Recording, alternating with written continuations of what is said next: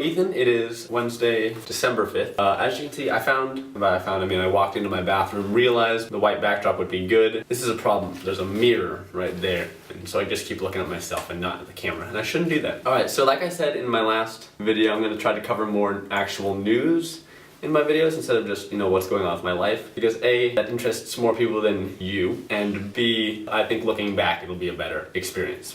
One second. Sorry, I haven't shaved recently, and so I look dirty because I grow the facial hair of a 15-year-old, if that, maybe 13, probably more like 13. I'm not good at giving news. It's not something I've tried before.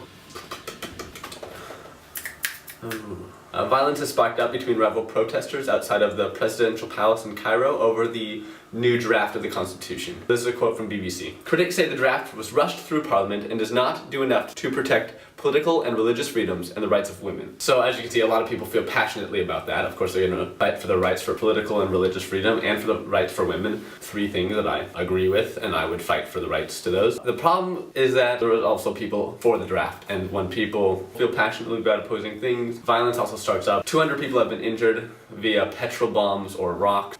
Sources say that shots were fired. I just want to say my thoughts go out to people in this region right now. Anyone living there. I know we probably don't have any viewers from there, but if you know anyone, my thoughts go out to them. My thoughts go out to everyone involved, everyone who knows people involved. The president, I'm gonna butcher this name, I know it. President Morsi? I'm bad with names that I know. This is not a good scenario. He actually has sweeping powers.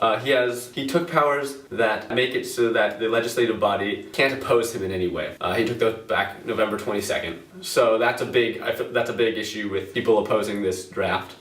But he said that after the Constitution is, he would let go of these powers, go back to the normal presidential powers that he was originally given before acquiring all these powers that make him in charge of everything with no checks or balances. In closer news, closer being not in the Middle East, in America, yesterday a man in New York was pushed onto subway tracks while a train was coming. He was hit by the train, died in the hospital. The New York Post there's a picture on the front page of this man on the tracks, and the photographer of the picture has been accused of not doing anything for the man, like when he could have helped this man off the tracks. He said that he was trying to warn the train with the flash of his camera. He said that there was people closer to the guy that could have helped and they didn't. No one stepped in to help this man who had just been pushed onto the tracks. And he tried to warn the train that there was a man with the flash of his camera, in doing so taking pictures. I don't know, sounds a little iffy. They're good pictures, and as someone who's tried taking pictures, like, I've got to stop, plan out where I'm going to take these pictures. Of course, I don't do it professionally, so this guy could just be really good at taking pictures on the fly. I don't know. It sounds a little bit iffy. But that was yesterday, and today the homeless man who pushed... Sorry, I don't actually have any names. They were really confusing, and I'm not good with names. I'm going to try to get better at that. I'll write them down. I'll write out the pronunciations. You can Google this though. I'll leave links to the stories in the description if you want to, get more information about it. But yeah, so the homeless man who pushed this other man onto the train tracks was tried with second-degree murder today. Witnesses saw the man arguing before pushing him onto the tracks, and then in the confusion the man just walked away while everyone was watching this other man get hit by a train. But they caught him. He's tried with second-degree murder. So yeah, that's the end of the story that started yesterday. In more ridiculous news, the GOP Congressional Committee chair for the next Congress are before I go into this, you obviously know my bias. I try to keep a moderate view of everything. I can see faults in everything. I can see good sides in both sides. But I feel like, as a whole, looking at who voted in the last election for the GOP candidate and for the Democrat candidate, it's obvious to see that the GOP needs to focus at minorities.